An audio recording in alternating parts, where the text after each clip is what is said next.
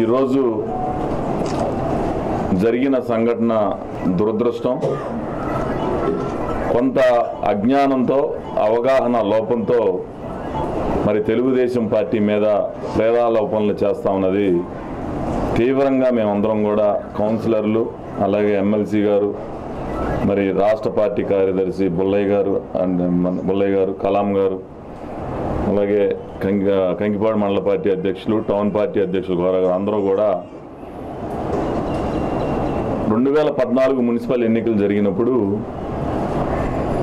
ఒక కమిట్మెంట్ ప్రకారం ఎన్నికలు పూర్తయిన తర్వాత మైనార్టీలకి అలాగే బీసీలకి చెరిసగం కాలము అని చెప్పేసి ఆ రోజున ముందుగా ఖలీల్ గారిని చైర్మన్గా చేద్దామని అక్కడికి వెళ్ళినప్పుడు పోలా గారు కాదు ముందు నేను చేస్తాను అన్నప్పుడు ఎంపీ గారు మరి ఆ రోజున పోలా గారు ముందుగా ఉన్న అభ్యర్థి, పోటీలో ఉన్న అభ్యర్థి కాబట్టి ఈయనకే ఇవ్వటం న్యాయం అని చెప్పి ఆ రోజున మరి పోలా గారిని, పూర్ణచంద్రరావు గారిని చైర్మన్గా నియమించడం జరిగింది. అందరూ కూడా ఏకగ్రీవంగా కౌన్సిలర్స్ కానీ మరి మేము కూడా అంగీకరించి సరే మీ నిర్ణయానికి కట్టుబడి ఉన్నాం, మనం అతన్ని చేద్దాము అని చెప్పి ఆ రోజు చైర్మన్గా నియమించడం జరిగింది. ఆయన కూడా ఒప్పుకొని ఒప్పందం ప్రకారం నడుచుకుంటానని చెప్పి హామీ కూడా ఇవ్వటం జరిగింది.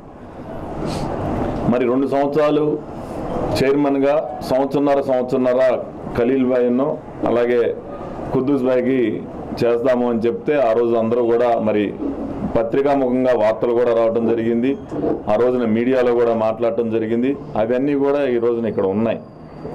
2 సంవత్సరాలు పూర్తి అయిన తర్వాత మరి మైనార్టీ సోదరులు మాకు ఇచ్చిన మాట ప్రకారం మాకు చైర్మన్ పదవి కేటాయించండి అని చెప్తే మరి ఆ రోజున ఒప్పందం ప్రకారం మేమందరం కూడా ఆయనతో మాట్లాడితే నేను ఇంకొక సంవత్సర కాలం చేసి లేకపోతే 6 నెలలు చేసి నేను వాళ్ళకి ఇస్తాను అని చెప్పి ఆ రోజు కూడా కొంత ఒప్పంద పత్రాల మీద సంతకాలు పెట్టి మరి ఆ రోజు కూడా మాట తప్పి అతను మరి ఈ రోజున ఇక్కడెక్కడా కూడా ఆయన నిందిస్తున్నట్టు మరి చంద్రబాబు నాయుడు గారిని, పార్టీని, ఎంపీ గారిని, ఎమ్మెల్సీని అందరినీ కూడా అతను మరి నిందించడం అనేది మరి అతని అజ్ఞానానికి నిదర్శనం.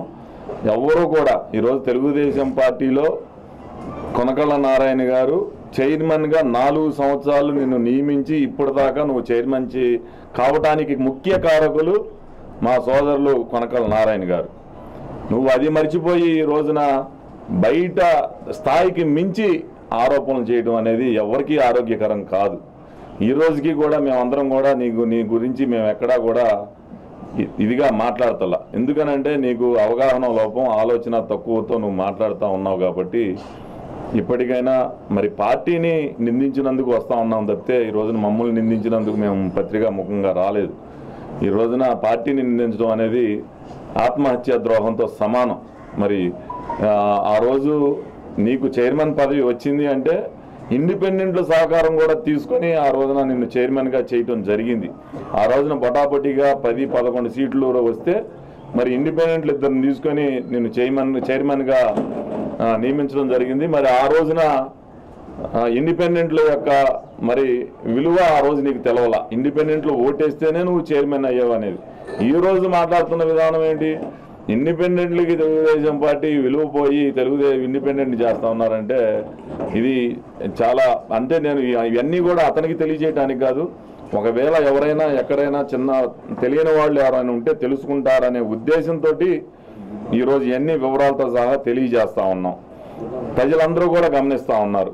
కాబట్టి ఎక్కడా కూడా ఎవరికి బీసీలకు కానీ, ఎస్సీలకు కానీ, మైనార్టీలకు కానీ మరి కలాం గారిని చైర్మన్ చేశామంటే కానీ, లేకపోతే కంకిపాడు మార్కెట్ యార్డ్ చైర్మన్గా మరి సూదిమల రవీంద్రన్ చేశామన్నా కానీ మరి ఎక్కడా కూడా నీ ఈ 3 సంవత్సరాల్లో నీ పరిపాలనలో ఫలానా దాంట్లో మేము వేలు పెట్టాము అని చెప్పేసి నువ్వు ఎక్కడైనా చెప్పగలవా? అది కూడా చేయలేవు.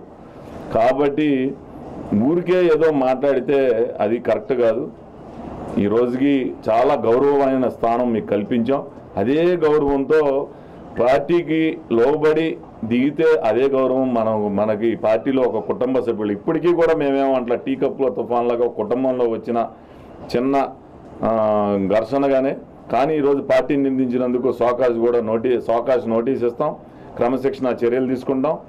కానీ ఇప్పటికైనా సరే నీకు కావాల్సిన భవిష్యత్తులో నువ్వు విని ఈ రోజున మైనార్టీ సోదరులకు ఇచ్చిన మాట నిలబెట్టుకోవడానికి ముందుకు వచ్చి మరి మర్యాదగా వారికి అప్పచెప్తే మనందరికీ మన పార్టీకి కూడా ఒక ఆరోగ్యకరమైన వాతావరణం ఉంటుంది. కాబట్టి మీరు దాన్ని ఆలోచించుకొని ప్రజలకు కూడా విజ్ఞప్తి చేస్తూ ఉన్నాం.